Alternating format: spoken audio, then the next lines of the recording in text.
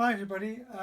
We're going to this week's theme is doing some experimental pictures using ink blots and blowing ink up, using paint or ink blots and blowing ink or paint through a straw. I'm actually using acrylic paint and just get some interesting effects. Here's some I've done earlier. It works best if you've got some quite shiny paper. I often use sheets like this from magazines. Sometimes I incorporate bits of the magazine design image into the pictures because the paint or the ink slides nicely, travels nicely across the page. So I've been doing a few of these. This is another one. That's an ink blot one, and I've added.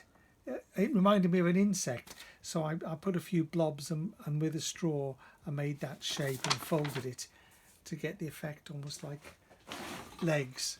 So I'm going to demonstrate, just do a bit now just to show you, and I can show you some other things that you can do from that.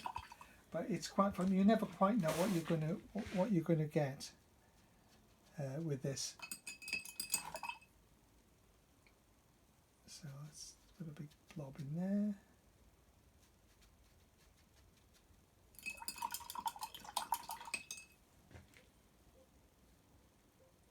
Maybe some white.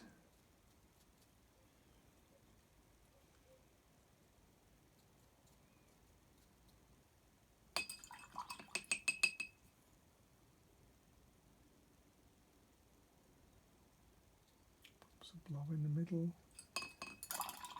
What else do I do? A bit of blue, I think.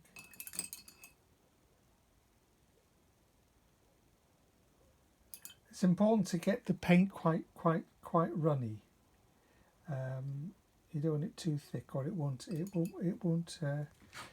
travel. It won't spread out. So just get your paint nice and runny. What I'm doing, I'm just sort of spacing these out like that. What I might do, just to start off with, I'm just using an old pen. I've taken the inside, the ink bit out.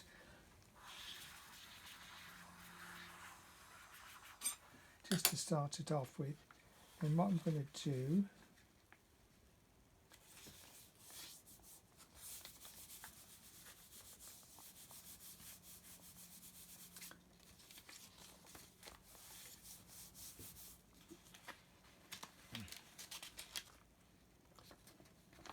that's quite a subtle one, that, but just give you an idea of just the sort of shapes that you get. So I'm going to leave that one to dry.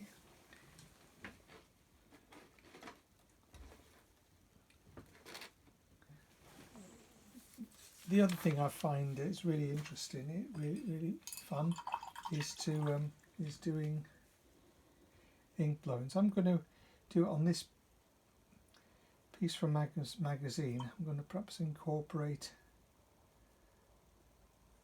some of the shapes here into my picture.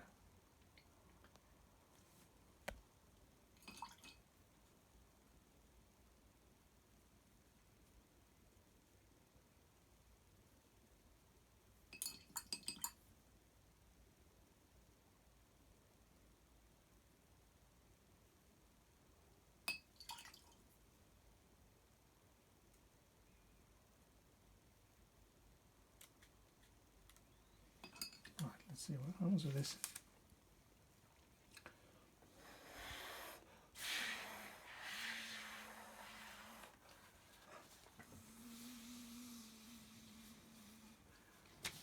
It works differently on something like watercolour paper because that absorbs the paint more. So we'll go on to do that later. But this is on this shiny paper. It's quite interesting.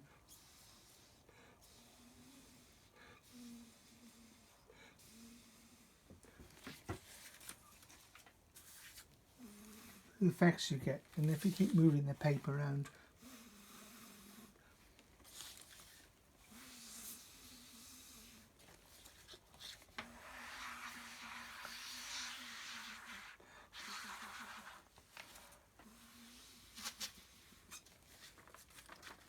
sort of get the idea, and then the part of the image can be absorbed into the design. There's one I did earlier somewhere here. Yeah, this is one I did earlier where I already had this half here with these tree branches.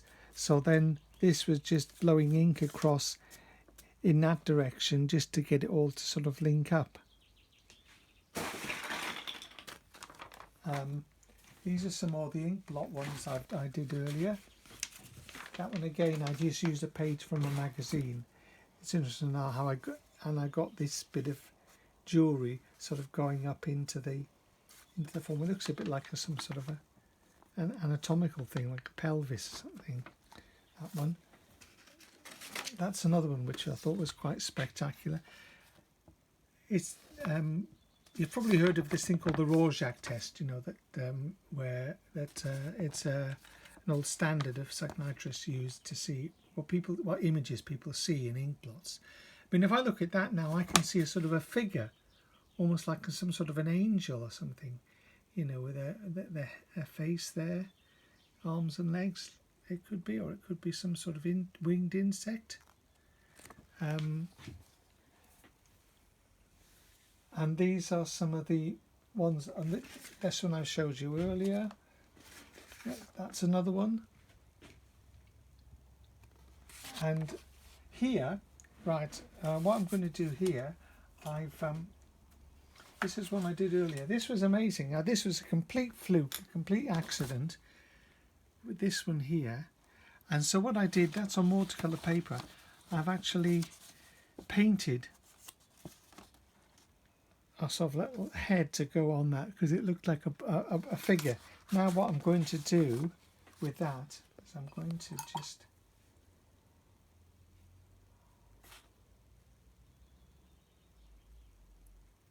add some sort of hair. I'm going to make it into a sort of a bit of a Medusa type figure.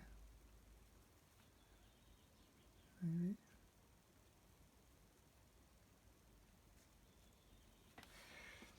Right. I've lost my pen. Oh, there we are. Let's see what happens here.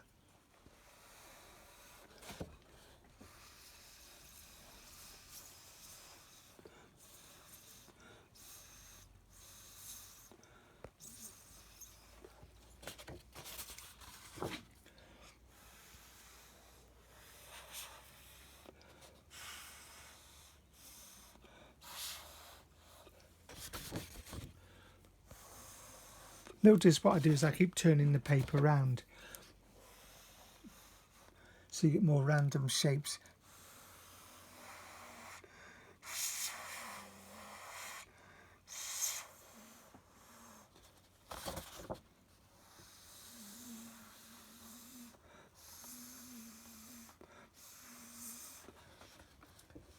There we are, sort of get the idea.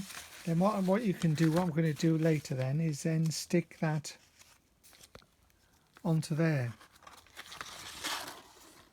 So as a starting point, you see, I mean, you can create all sorts of images from that.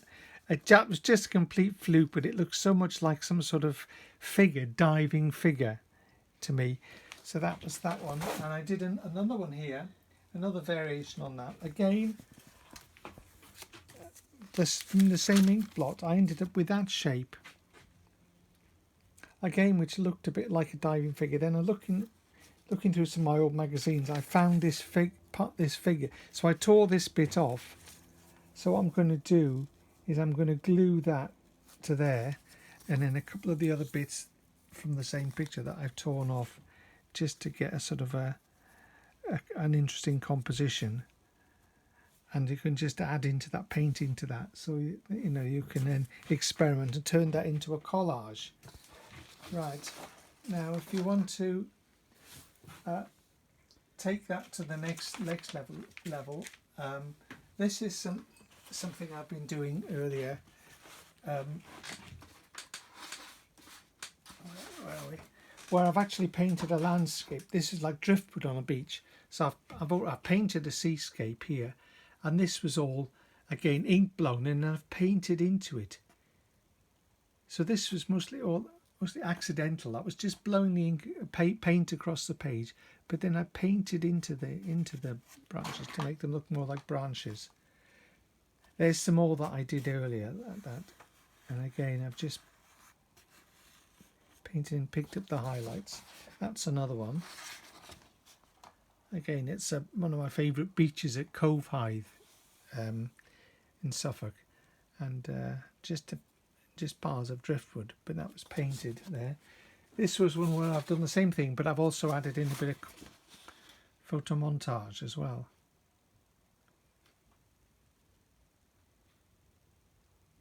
So you can see just from that starting point, you can create all sorts of things. Then further on from that, I did a whole series called the Branch Lines series. That was the original. I did this quite a few years ago, again using shiny paper from a magazine, and I think that was ink I used there, and I just got these amazing organic shapes, look a bit like roots. So, and what I did with that then is I took this whole image, I scanned it into my computer, and using Photoshop and a program called Bryce, which creates like landscapes, virtual landscapes, I turned that into that, and I used Photoshop to create the shadow.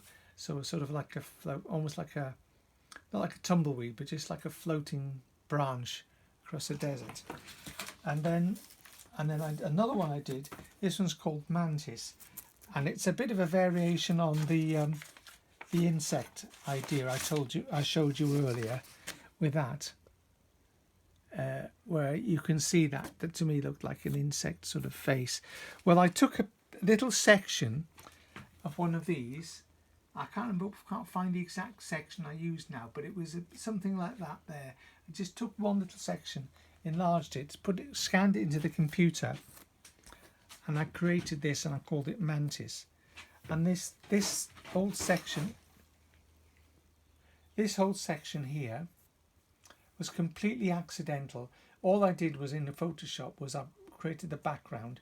This background here actually is the same as this, but it's just blurred and done on another layer. But that, all I've done is I added the texture a bit. It's a giraffe like texture. Added the wings and the eye, but that actual shape like that with the little appendages, like that, was completely accidental.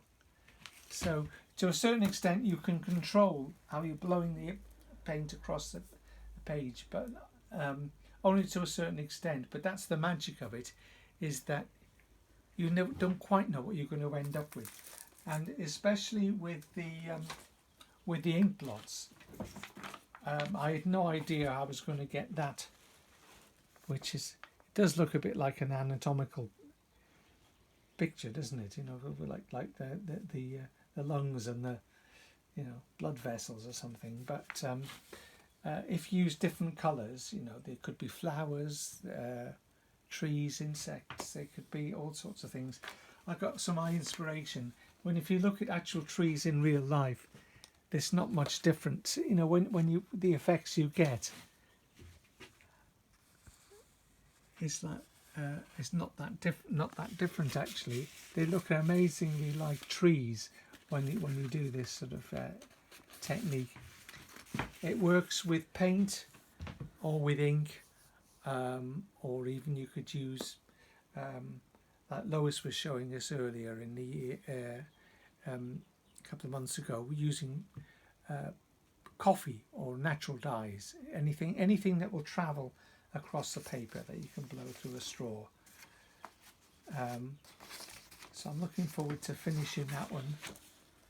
But that was quite astonishing how that came out, and that was just pure accident. You can see where I folded the paper, and so hopefully have some fun with this and post. I'd be very interested to see any pictures that you post. Great, thanks.